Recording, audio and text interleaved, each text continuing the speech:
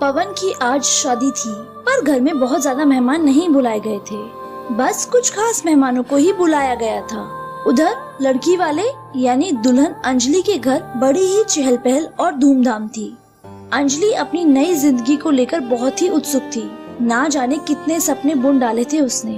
पवन और अंजलि का रिश्ता सिर्फ 14 दिन पहले ही तय हुआ था। उन दोनों के बीच ज्यादा बात भी नहीं हुई थी।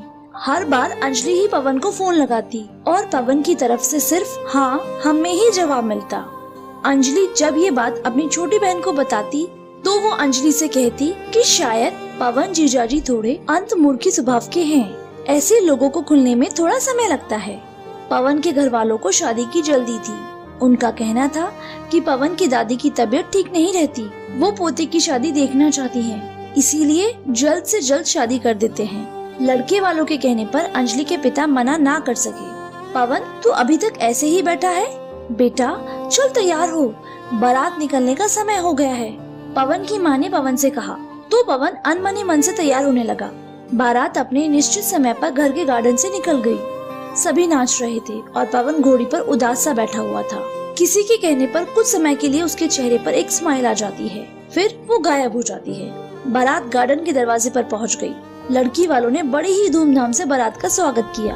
फिर हथेली भरने की रस्म हुई। पवन ने एक बार भी नजर उठाकर अंजलि को नहीं देखा। फोटोग्राफर को भी बार बार पवन को नजर उठाने और स्माइल करने को कहना पड़ रहा था। अंजलि को भी ये सब थोड़ा अजीब लग रहा था। दूल्हा दुल्हन स्टेज पर जाकर बैठ गए। फिर फोटोग्राफर ने पवन और अंजलि को कुछ रोमांटिक पोज बनवाकर फोटो खींचने को कहा। पवन ने 2-3 फोटो खिंचवाए। फिर फोटोग्राफर ने पवन को अपने घुटनों पर बैठकर अंजलि को रोज देने को कहा। पवन बैठा भी, पर अचानक से रोज देते समय क्या हुआ पता नहीं, झटके से उठ गया और बोला बस अब हमें कोई फोटो नहीं खिंचवाना। उसके बाद सभी रस्में हुई और बारात विदा हो गई। घर आने के बाद पवन की माँ ने बड़े ही धूमधाम से अंजलि का स्वागत किया और फिर अंजलि को उसके कमरे में आराम करने के लिए भेज दिया। पवन हॉल में अपने 2 खास दोस्तों के साथ बैठा हुआ था। रात के 9 बजे हुए थे। सभी बातें करने में व्यस्त थे। कुछ देर बाद दोस्त भी चले गए। रात के 10 बजे के आसपास पवन अपने कमरे में गया। वहाँ अंजलि लाल साड़ी में मुंह ढककर फूलों से सजे हुए पलंग पर बैठी थी। कमरे में पवन के आने की आहट सुन थोड़ी सी सिमट गई अंजलि, पर पवन आते ही वॉशरूम में गया, कपड़े बदले और अंजलि के पास जाकर बैठा और मोबाइल देखने लगा। ये देख अंजलि को बहुत गुस्सा आया। सोचने लगी कि ये कैसा इंसान है, सामने नई नवेली पत्नी बैठी है और ये मोबाइल देख रहा है। फिर सोचा कि शायद किस किस के बधाई के मैसेज आए हों तो वो देख रहा हो। पर पवन 3 सेकंड बाद हड़बड़ाकर उठा और दरवाजा खोला और बाहर जाने लगा। अंजलि ने आवाज भी लगाई, पर पवन इतनी जल्दी में था, उसने कुछ नहीं कहा और बाइक स्टार्ट कर चला गया। अंजलि ने घड़ी देखी तो रात के करीब 12 बजे थे। वो सोचने लगी कि रात के 12 बजे पवन कहाँ गया हो। वो स्तंभ खड़ी रही। आवाज सुन सास ससुर भी वहाँ आ गए और बोले क्या हुआ बहू, पवन कहाँ गया? अंजलि ने कहा पता नहीं मम्मी जी। कमरे में आने के बाद फ्रेश होकर मोबाइल देखने लगे और फिर बाइक की चाबी ली, दौड़ते हुए बाहर जाकर बाइक स्टार्ट कर चले गए। पवन के पिता ने पवन के मोबाइल पर कॉल किया तो मोबाइल कमरे में पलंग पर ही पड़ा हुआ पाया। सभी परेशान हो गए कि सुहागरात के दिन वह अपनी पत्नी को छोड़कर कहाँ गया। अंजलि की सास निर्मला ने अपनी बेटी प्रीति से कहा जा तेरी भाभी को कमरे में ले जा और तू उसी के पास बैठना। अंजलि अपने कमरे में चली गई, पर उसके मन में उथल पुथल मची हुई थी। मेरे माता पिता ने ये कैसे लड़के से मेरा रिश्ता तय कर दिया, बिना परखे ऐसे लड़के से क्यों बांध दिया मुझे, जो मुझे छोड़ चला गया है। कहीं कोई लड़की का चक्कर तो नहीं? अभी तो सुहागरात भी नहीं हुई है, कहाँ भटक रहा होगा, फिर लौटेगा भी या नहीं? ना जाने कितने सवाल अंजलि के मन में उमड़ रहे थे। उसने धीरे से अपनी ननद प्रीति से पूछा प्रीति तुम्हें क्या लगता है पवन कहाँ गए होंगे? अंजलि का सवाल सुन प्रीति थोड़ी सकपका गई, फिर बोली अरे भाभी हो सकता है किसी दोस्त के पास चले गए हों, आ जाएंगे, आप चिंता मत करो, सो जाओ। अंजलि की आंखें नम थी। मन में विचार आया कि मम्मी पापा को फोन लगाकर सब बात बता दे, पर सोचा हो सकता है कुछ देर में पवन आ जाए और उन्हें फोन लगाने पर वे यहाँ आ जाएंगे तो अच्छा नहीं लगेगा। हॉल में पवन के माता पिता, छोटा भाई, दादी, चाचा, चाची सब बैठे थे। छोटा भाई पवन के सभी दोस्तों को फोन लगा रहा था और चाचा का लड़का बाइक लेकर पवन को ढूंढने गया था। बैठे बैठे रात गुजर गई, पर पवन नहीं आया। अंजलि की आंखें रो रो कर लाल हो गई थी। सुबह उसकी सास ने उसके पास आकर कहा बेटी पवन आ जाएगा, चिंता मत करो, नाश्ता कर लो। अंजलि के गले से एक घूंट पानी का भी नहीं उतरा। सभी चिंतित थे। अंजलि ने सोच लिया इन सब में उसकी गलती नहीं है, शायद पवन ने किसी दबाव में शादी की है। दोपहर में वह अपने माता पिता को फोन करके सब बता देगी और उनके साथ यहाँ से चली जाएगी। अब वो यहाँ नहीं रहेगी। दोपहर के करीब 12 बजे बाइक की आवाज आई। देखा तो पवन आ गया था, पर ये क्या, वो नशे में था, उससे ढंग से चला भी नहीं जा रहा था। आकर सोफे पर निढाल सा पड़ गया। अंजलि भी दौड़ती हुई बाहर हॉल में आ गई। पवन के पिता किशोर ने चिल्लाते हुए कहा, निर्लज, शराब पी कर आए हो? रात को तू कहाँ था? पर पवन ने कोई जवाब नहीं दिया। गुस्से में किशोर और चिल्लाए तो निर्मला ने कहा, रहने दो, वो होश में नहीं है। और पवन के भाई मोहित को कहा कि पवन को उसके कमरे में ले जाए। मोहित ने पवन को ले जाकर पलंग पर लेटा दिया। निर्मला ने अंजलि से कहा, बेटी तू भी कमरे में जाकर आराम कर। अंजलि जाने के लिए पलटी, तब दादी ने निर्मला से कहा, गया होगा तेरा लाडला उस कलमुही के पास, अभी भी उस कलमुही को चैन नहीं, क्या जान लेगी उसकी? निर्मला ने कहा, माँ जी धीरे, अंजलि सुन लेगी। पर अंजलि ने ये बात सुन ली थी। अब वो समझ गई थी, अच्छा तो ये गर्लफ्रेंड का चक्कर है, तो मेरी जिंदगी क्यों बर्बाद की। होश आने पर पूछूंगी और मैं एक पल भी यहाँ नहीं रुकूंगी। घर का माहौल तनावग्रस्त था, सन्नाटा छाया हुआ था। अंजलि सोच रही थी, अगर उससे मोहब्बत थी तो मुझसे शादी क्यों की? जब प्यार निभाने का दम ही नहीं तो प्यार किया ही क्यों? फिर पवन ने 2 जिंदगियों से खिलवाड़ किया है, क्या पवन को माफ कर देना चाहिए? पवन के कारण मुझे मानसिक पीड़ा झेलनी पड़ी, मेरा तो अस्तित्व ही अंधेरे में लटक गया है। जब इतनी ही मोहब्बत थी तो उसे ही अपना लेता। मेरी जिंदगी को बर्बाद करने का हक इसे किसने दिया? अंजलि ने पवन को देखा, बड़े ही आराम से नशे में सो रहा था। बहुत देर बाद पवन को होश आया और होश आते ही वो वॉशरूम में गया। बहुत देर वॉशरूम में ही रहा, नहाकर बाहर आया, पर उसकी आंखें लाल थीं। कुछ देर बाद निर्मला खाना कमरे में ले आई। पवन से बोली, खाना खा लो। फिर निर्मला ने अंजलि को कमरे से बाहर बुलाया और बोली, बहू अभी पवन को आराम करने दो, हम उससे कल सुबह बात करेंगे, तुम उसका ध्यान रखो। ये सुनकर अंजलि को गुस्सा आ गया कि अभी पूछो अपने लाडले से उसने ऐसा क्यों किया। फिर सोचा कहीं ये सब भी तो पवन के साथ शामिल नहीं। कमरे में गई तो देखा पवन खाने की थाली के सामने बैठा है, पर एक कॉल भी नहीं खाया। अंजलि ने कहा, खाना खा लीजिए, तो पवन ने कोई जवाब ना दिया। थाली आगे खिसका दी और सोफे पर मुंह फेर कर लेट गया। अंजलि सोचने लगी, यार ये क्या नाटक है, कब तक ऐसा चलेगा? अब बहुत हुआ, उठने दो इससे सारे सवाल पूछूंगी और फैसला यही है, अब यहाँ नहीं रहूंगी। यह दूसरी रात थी जो अंजलि जागते हुए बिता रही थी और पवन रात भर जाने क्या क्या बड़बड़ा रहा था। बीच बीच में उसकी सिसकियां भी अंजलि को सुनाई दी। वो पूछना चाहती थी पर हिम्मत ना कर सकी। सुबह 6 बजे पवन उठा तो अंजलि ने कहा, मुझे आपसे बात करनी है, अभी इसी समय। आखिर ये सब क्या चल रहा है? आपकी जिंदगी में कोई और थी तो मेरी जिंदगी क्यों बर्बाद की आपने? आपको ये हक किसने दिया? पर पवन मौन था। अंजलि जोर से बोली, कहो मुझे मेरे सवालों का जवाब दो। पवन ने धीमे से कहा, सॉरी। अंजलि ने कहा, क्या सॉरी? क्या सॉरी कह देने से सब ठीक हो जाएगा? तभी पवन का मोबाइल बजा और पवन ने किसी से कहा, अभी आता हूँ, और बाइक की चाबी उठाई। अंजलि ने कहा, जवाब दो मुझे, पर पवन फिर चला गया। इस बार अंजलि और गुस्से से भर गई और सोचने लगी, अब पवन कब लौटेगा। फिर सभी हॉल में जमा हो गए और खुसुर फुसुर चालू हो गई। अंजलि ने अपने सास से पूछा, मम्मी जी ये सब क्या है, मुझे जवाब दीजिए। पर निर्मला चुप थी, किसी ने कुछ नहीं कहा। 1 घंटे बाद पवन घर आ गया तो किशोर ने चिल्लाते हुए कहा, पवन क्या चल रहा है ये सब? ये शादी तुम्हारे कहने पर हुई है और तुम ही अब ये सब कर रहे हो, क्यों पवन? कहो, जवाब दो। पवन ने कहा, पापा मुझे माफ कर दो और थोड़ा समय दो, मैं सब कुछ ठीक कर दूंगा, और कमरे में चला गया। अंजलि भी पवन के पीछे पीछे कमरे में आ गई। उसने देखा पवन के हाथ में एक डायरी है जिसे उसने अलमारी में रख ताला लगा दिया। कुछ देर पवन सोफे पर चुपचाप बैठा रहा, फिर वॉशरूम में जाकर मुंह धोया। बाहर आया और अंजलि से बोला, तुमने कुछ खाया? सॉरी, मैं अभी प्रीति को चाय नाश्ता लाने को कहता हूँ। इस बार अंजलि का शब्द और रुख दोनों ही बड़े कड़वे थे। वो बोली, नहीं चाहिए मुझे तुम्हारी झूठी हमदर्द। सुहागरात के दिन अपनी पत्नी को छोड़कर कौन जाता है भला? क्या चल रहा है ये सब? मुझे मेरे सवालों के जवाब दो अभी। पवन ने कहा, मैं तुम्हें सब बताता हूँ, तुम यहाँ बैठो और शांति से मेरी बात सुनो। पवन की बात सुन अंजलि सोफे पर बैठ गई। पवन ने कहा, ये कहानी शुरू होती है कॉलेज से। मैं कॉलेज के फर्स्ट ईयर में था। मैं कानपुर में हॉस्टल में रह रहा था। तब मेरी मुलाकात नीता से हुई। नीता मेरी क्लासमेट थी। नीता बहुत ही हंसमुख और चंचल लड़की थी। हमेशा हंसी मजाक करती, कभी लाइफ को सीरियस नहीं लेती थी। कहती थी जिंदगी खुल के जियो। नीता और मेरी दोस्ती गहरी होती चली गई। कॉलेज में सब हमें लव बर्ड कहते थे, पर हमारे बीच ऐसा कुछ नहीं था। नीता यही कहती थी, तू मेरा बेस्ट फ्रेंड है, प्यार और तुझसे कभी नहीं। और मैं भी यही कहता था कि तुझ जैसी लड़की से तो प्यार हो ही नहीं सकता। हम घूमते फिरते, पढ़ते, एंजॉय करते। कॉलेज का दूसरा साल खत्म हो गया। मैं छुट्टियों में घर लखनऊ आया तो नीता से 2-3 दिन बात नहीं हुई, क्योंकि वो अपनी किसी बचपन की सहेली की शादी में दिल्ली गई थी। नीता भी लखनऊ में ही रहती थी। उसका घर यहाँ से आधे घंटे की दूरी पे है।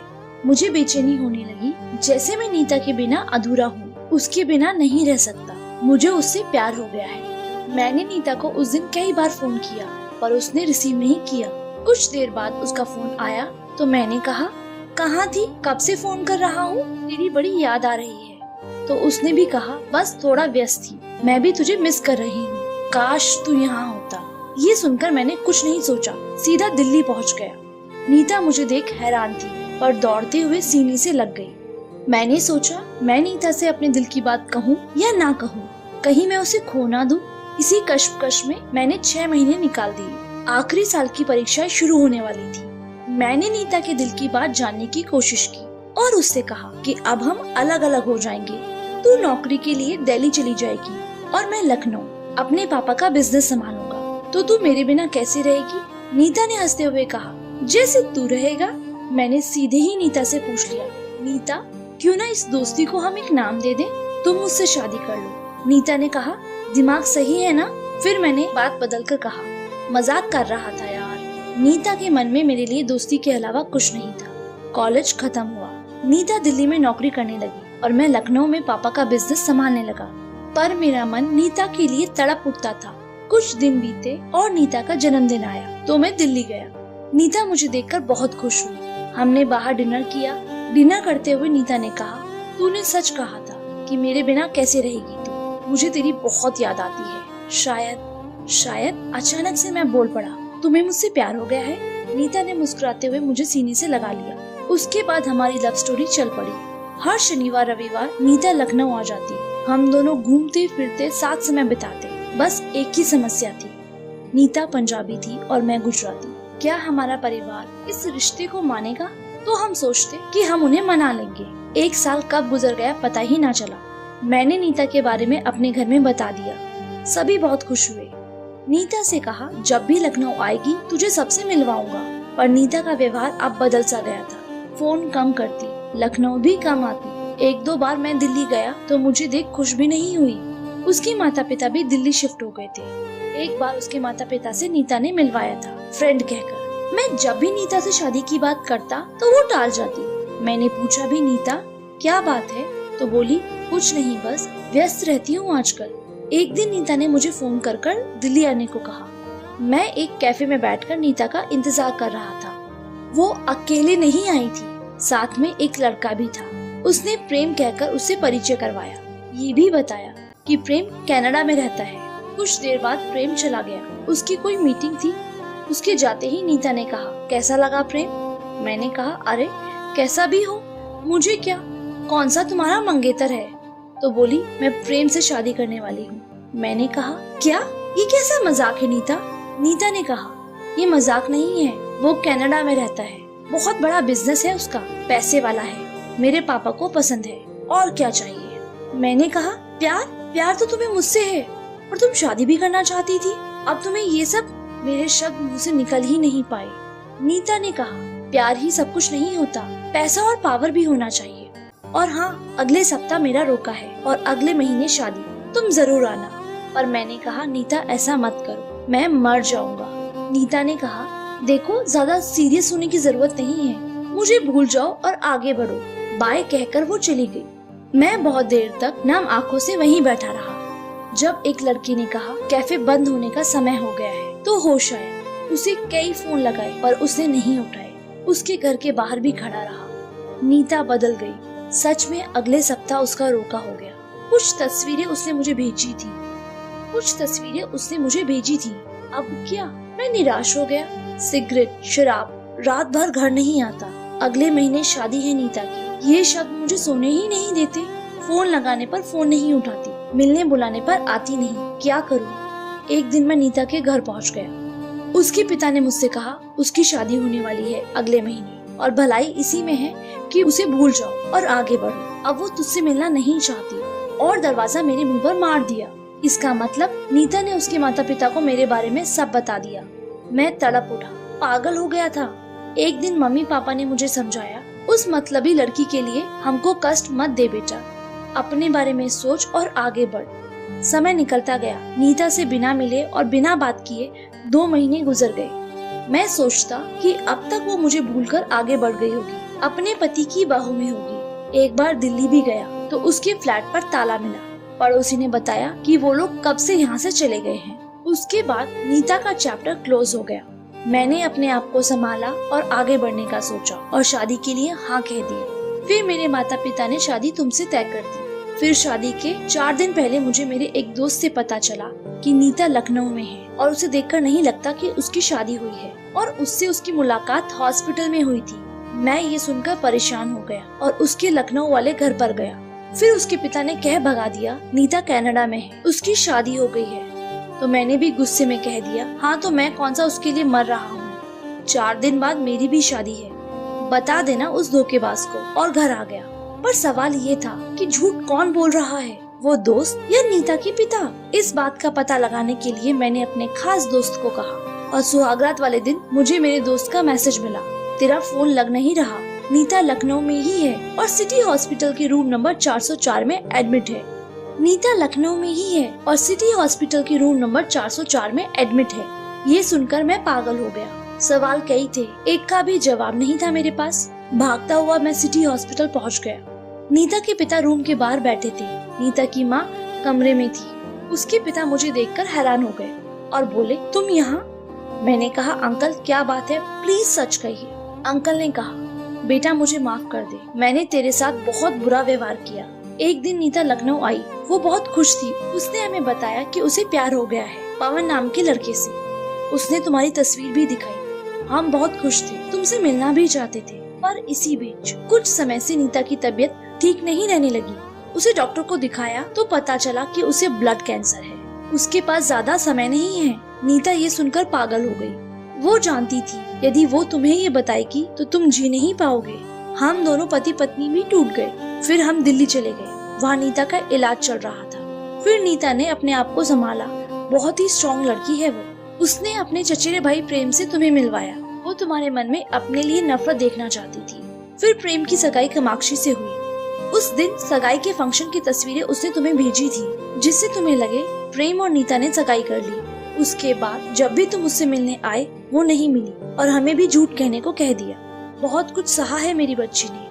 आज जिंदगी और मौत के बीच जूझ रही है। भगवान भी अजीब है, कभी कभी सच्चे प्यार करने वाले नहीं मिल पाते बेटा। कहते कहते नीता के पिता रो पड़े। मैं अंदर रूम में गया। नीता का चेहरा मुरझाया था, वो बहुत कमजोर लग रही थी। नीता की माँ मुझे देखकर रो पड़ी। फिर मैं नीता के पास गया, उसके बालों पर हाथ फेरा।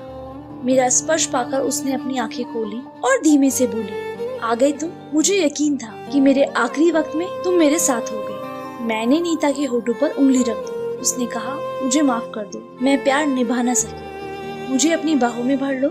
मैंने कसकर नीता को बाहों में भर लिया और रोने लगा। फिर उसने मुझे कहा, प्लीज तुम वो गाना जो हर बार मुझे बाहों में भरकर गाते थे, लग जा गले के फिर ये हंसी रात हो न हो, शायद इस जन्म में फिर मुलाकात हो न हो। मैं गुनगुनाता रहा और वो मेरी बाहों में हमेशा के लिए सो गई। शायद वो मेरे इंतजार में थी। पूरी रात वहीं था। सुबह में सब क्रियाकर्म किया और खूब रोया। कुछ समझ नहीं आया। शराब पी ली, फिर घर आया तो तुम्हें सब पता है। और आज सुबह नीता के पापा का फोन था। नीता ने मेरे लिए एक डायरी लिखी थी, वो मुझे देना चाहते थे। जानती हो, बहुत सी ऐसी बातें हैं उस डायरी में जो मुझे पता नहीं। उसे पढ़कर मैं रो पड़ा। कितना कुछ सहा उसने, मैंने उसे बेवफा समझा। जानती हो, उस दिन जब मैं उसके घर गया था और मैंने अपनी शादी की बात उसके पिता से कही थी, तब वो वहीं थी। उस डायरी में लास्ट में लिखा था, मैं चाहती थी तुम मुझे भूलकर आगे बढ़ो, और आज तुम आगे बढ़ गए हो। तुम शादी कर रहे हो, मैं बहुत खुश हूँ। जानती हूँ कि तुम्हें एक दिन ये सच जरूर पता चलेगा, क्योंकि तुम्हारे दोस्त ने मुझे अस्पताल में देख लिया था और तुम मेरे आखिरी वक्त में मेरे पास होगे। ये मैं जानती हूँ। मैं भी चाहती हूँ जब मैं मरूं तो तुम्हारी ही बाहों में मरूं। और हाँ, मेरे जाने के बाद खुश रहना अपनी पत्नी के साथ, क्योंकि इन सब में उस मासूम की कोई गलती नहीं। उसे बहुत प्यार देना, प्लीज मुझे निराश मत होने देना। भगवान ने इतना ही साथ लिखा था।